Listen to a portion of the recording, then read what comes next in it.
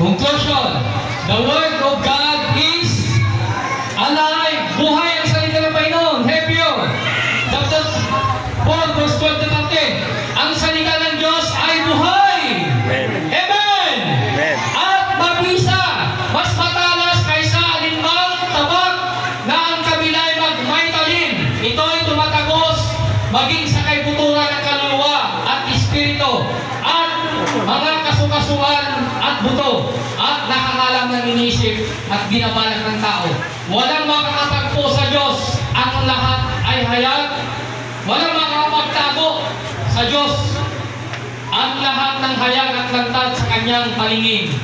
Sa Kanya tayo mananagot. Amen po? Hindi ka makakatago sa tao. Meron pa ba? Meron pa. Jeremiah 23:29.